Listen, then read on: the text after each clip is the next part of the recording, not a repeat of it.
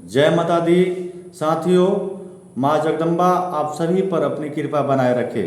साथियों, हम सभी नवरात्र का आनंद ले रहे हैं और काफ़ी हर्षोल्लास के साथ इस त्यौहार को मना रहे हैं। कई भक्त तो माँ के प्रति अपनी अटूट भक्ति हेतु 9 दिन का उपवास भी रख रहे हैं। कई क्षेत्रों के पूजा पंडालों में तो कई ऐसे भक्त देखने को मिले हैं जहाँ अपने शरीर पर कलश का स्थापना भी किए हैं। हम अपनी भक्ति के माध्यम से, अपने पवित्रता के माध्यम से, अपनी महानता के माध्यम से हम संपूर्ण दुनिया का ध्यान अपनी ओर आकर्षित करते हैं और दुनिया के लोग भी यह स्वीकार करते हैं कि वास्तव में सनातन धर्म जो है विश्व गुरु था, है और आने वाले समय में भी रहेगा। इस 9 दिन के नवरात्र में हमारे परिवार में एक पवित्रता का माहौल रहता है, चारों ओर भक्ति का माहौल रहता है, चारों ओर जो है माँ के प्रति आनंद का माहौल रहता है। और यह सब जो माहौल है यह दुनिया में कहीं अन्यत्र देखने को नहीं मिलता है। यह सब देखने के बाद दुनिया के अन्य धर्म के लोग भी हमें सम्मान से के साथ स्वीकार करते हैं। परंतु साथियों, कई क्षेत्रों में हम सभी को पता है कि पूजा पंडालों का निर्माण किया जाता है और उस पूजा पंडालों में माँ की प्रतिमा स्थापित की जाती है। इसी विषय को लेकर मैं आपसे चर्चा करने वाला हूँ और उम्मीद करता हूँ कि कृपया इस वीडियो को अंत तक देखिए। बिना अंत तक देखे हुए आप निर्णय की स्थिति में नहीं पहुँच सकते हैं। साथियों, जब कई क्षेत्रों में पूजा पंडालों का निर्माण किया जाता है और वहाँ पे जो है माँ की प्रतिमा स्थापित की जाती है, या माँ दुर्गा की प्रतिमा हो, या सरस्वती माँ की प्रतिमा हो, या विश्वकर्मा बाबा का प्रतिमा हो, या भगवान गणेश की प्रतिमा हो, यानी इन देवी देवताओं के पूजा के दिन जब पूजा पंडाल का निर्माण करके जब वहाँ पर इन देवी देवताओं की प्रतिमा स्थापित की जाती है, तो हम सभी जानते हैं कि इन सारे देवी देवताओं के पूजा के उपरांत, जैसे नवरात्रि बीतता है या सरस्वती पूजा बीतता है या विश्वकर्मा पूजा बीतता है, इन देवी देवताओं के पूजा होने के बाद हम क्या करते हैं, अपने क्षेत्र के नज़दीकी नदियों में हम क्या करते हैं कि इन देवी देवताओं के प्रतिमा को ले जाकर उस नदी में प्रभावित करते हैं। इसी परिप्रेक्ष्य में बहुत सारे जो गलतियां हैं वह समाज को कलंकित करने का काम करती है। मैं चाहूँगा जो यह कृत्य हो रहे हैं, निश्चित रूप से समाज अपने चेतना से के साथ, अपने विवेक के साथ जो है न्याय करे। साथियों, क्या होता है, जब इन पूजा पंडालों से लिए अपने आराध्य का प्रतिमा जब विसर्जन के लेकर जाते हैं, तो कुछ समाज के अश्लील लोगों के द्वारा विसर्जन के दौरान अश्लील गीतों का वादन होता है और उस अश्लील गीतों पर बहुत सारे लोग जो है अश्लील तरीकों से नृत्य करते हैं, नाचते हैं। और जो है कई ऐसे लोग तो जब माँ की प्रतिमा विसर्जन के लिए जिस वाहन में जाती है, कई लोग तो उसमें क्या करते हैं, शराब का बोतल भी रख देते हैं। मांसाहार का सेवन करने वाले लोग क्या करते हैं, उस पर जो है मुर्गा, बकरा, न जाने क्या क्या रख कर लेकर चले जाते हैं। जब विसर्जन कर कर आएंगे तो रास्ते में क्या करेंगे, उस चखना का आनंद लेंगे, उस बकरा का आनंद लेंगे, उस मुर्गा का आनंद लेकर उस पर क्या करेंगे, शराब पिएंगे। बंधुओं, क्या यही हमारी संस्कार है? क्या यही हमारी चेतना है? क्या यही हमारा सनातन धर्म का संस्कार है कि जब अपने माँ की, अपने आराध्य देवी देवताओं की प्रतिमा को जो विसर्जन करने के लिए जाते हैं, तो क्या हम इस तरह का कृत्य कर सकते हैं क्या? और क्या इस तरह के कृत्य करने वाले लोगों के साथ उनके कुकर्मों को हम क्षमा कर सकते हैं क्या? निश्चित रूप से ऐसे लोग सनातन संस्कृति के महान परंपरा, गौरवशाली वैभव के साथ न्याय नहीं कर रहे हैं। मुट्ठी भर लोग सनातन धर्म की पवित्रता के साथ खिलवाड़ कर रहे हैं, हमारे देवी देवताओं के गरिमा के साथ अपमान करने का साहस कर रहे हैं। तो मैं चाहूँगा कि यह वीडियो जब आप तक पहुँचे तो निश्चित रूप से ऐसे लोगों को नकल कसने के लिए आप अपने स्तर से जो जहाँ है इनके विरुद्ध व्यापक मुहिम छेड़ दे।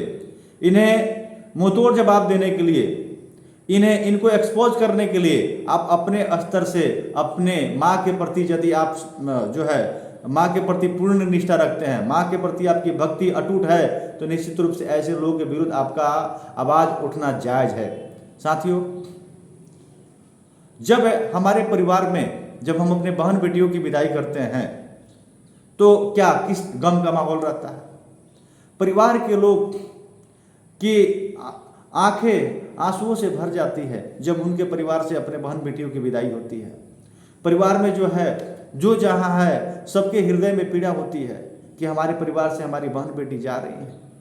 परंतु कितनी शर्म की बात है, जिस माँ को हम लोगों ने 9 दिन पूजा पंडालों में रहकर पूजा किया है, उनकी उपासना की, उनके लिए 9 दिन का उपवास भी रखा, और माँ के जो है नवरात्र खत्म होते ही जैसे भी उनकी प्रतिमा को लेकर गए तो लगे उनके साथ अन्याय कर रहे।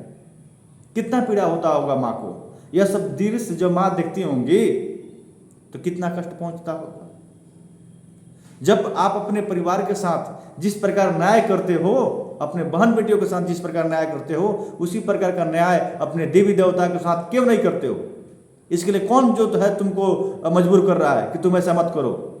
निश्चित रूप से आपका जो है गलत सोच संपूर्ण सनातन समाज के सम्मान को नुकसान पहुंचाने वाला है। और मैं चाहता हूं कि यह वीडियो देखने वाले जो भी हमारे सनातनी भाई बंधु हैं, कृपया ऐसे लोगों को कहीं से भी किसी प्रकार का सहयोग, समर्थन और उनका मनोबल बढ़ाने का कृत्य नहीं करे। हमें उनका जवाब देना होगा, उनको रोकना होगा। हम बिना रोके हम अपने गौरवशाली परंपरा को, गौरवशाली वैभव को हम पुनर्जीवित नहीं कर सकते हैं।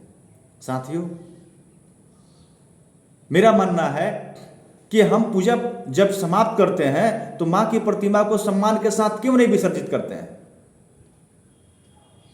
इसमें क्या परेशानी हो सकती है।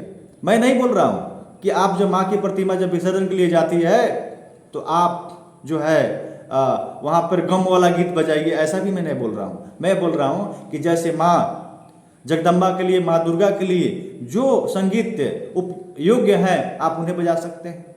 सरस्वती माता के लिए जो संगीत योग्य है आप उन्हें बजा सकते हैं। आप जो है गणेश भगवान के लिए जो संगीत योग्य है, जो अनुकूल है, आप उन्हें बजा सकते हैं। बाबा विश्वकर्मा के लिए जो संगीत योग्य है आप उन्हें बजा सकते हैं। परंतु अपने आपको नृत्य करने का मन है आप नृत्य कीजिए, लेकिन अनुकूलता के साथ जो संगीत है हमारे धर्म में, ऐसे संगीतों को बजाकर आप नृत्य कीजिए। आप अबीर लगाइए, लेकिन आपको कोई अधिकार नहीं है कि माँ के प्रतिमा के साथ, माँ की प्रतिमा जो विसर्जन के लिए जाती है उस प्रतिमा के साथ शराब की बोतल लेकर जाइए। आप उस पर बकरा और खसी मुर्गा लेकर जाइए। आपको कोई अधिकार नहीं है ऐसा करने का। इसलिए मैं चाहूंगा कि जो लोग आपके परिवारों से ऐसा कार्य करने के लिए निकल रहे हैं, तो अब मैं ऐसा नहीं बोल रहा हूं कि उनके सारे परिवार के सदस्य गलत होंगे। जिस परिवार के सदस्य अगर इस कार्य में जा रहे हैं तो परिवार के अन्य सदस्य ऐसा करने से उन्हें रोके, उन्हें समझाएं कि जब हम जिस प्रकार अपने बहन बेटियों के साथ न्याय करते हैं, उनके विदाई के उपरांत जिस प्रकार हम शोक व्यक्त करते हैं, अब माँ के साथ जश्न क्यों? माँ के विदाई पर खसी मुर्गा बकरा क्यों? माँ के विदाई पर अश्लील गीतों का मंचन क्यों? हम किस भक्ति का उदाहरण प्रस्तुत करते हैं? यह सब कृत्य जब दूसरे धर्म के लोग जब देखते हैं तो सनातन धर्म के विरुद्ध ताना मारते हैं। वे बोलते हैं कि देखो अपने देवी देवताओं के समक्ष, अपने देवी देवताओं के सामने यह जो है सनातनी सब क्या कर रहा है। यही सब उदाहरण देकर मुस्लिम लोग हमारे धर्म के विरोध नफरत फैलाते हैं, ईसाई लोग नफरत फैलाते हैं और अपने ही कर्मों से हम अपने ही धर्म को नुकसान पहुंचाने का काम करते हैं। तो मैं इस वीडियो को देखने वाले सारे सनातनी भाइयों से मेरा निवेदन है कि माँ की विदाई या किसी भी सरस्वती माँ हो या दुर्गा माँ हो या गणेश भगवान हो या जो भी, जब हम पूजा पंडाल बनाकर जिस भी देवी देवताओं का जब मूर्ति हम बनाते हैं, उनके विसर्जन के लिए जाते हैं, तो उनके साथ न्याय होना चाहिए, उन्हें सम्मान पूर्वक विदाई होना चाहिए, उन्हें सम्मान पूर्वक विसर्जन होना चाहिए। और मैं आप सभी से मैं निवेदन करूंगा कि इन देवी देवताओं के विसर्जन सम्मान पूर्वक हो, इसके लिए समाज के सभी लोगों को यह तय करना होगा, उन्हें आगे आना होगा। और हम सभी की भागीदारी की इसमें जरूरत है, यह कोई एक व्यक्ति नहीं कर सकता। मैं वीडियो बना रहा हूं, या हमारे जैसे बहुत सारे लोग जो इसके विरुद्ध आवाज उठाते हैं, या 8-10 लोगों की बस की भी बात नहीं है।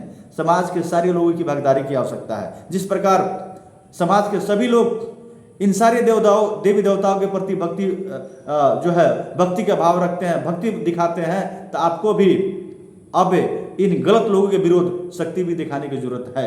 आपको अब अपने माँ के मान सम्मान के लिए, अपने देवी देवताओं के मान सम्मान के लिए आपको भी शक्ति दिखाने की जरूरत है। आपको इनका जवाब देने की जरूरत है।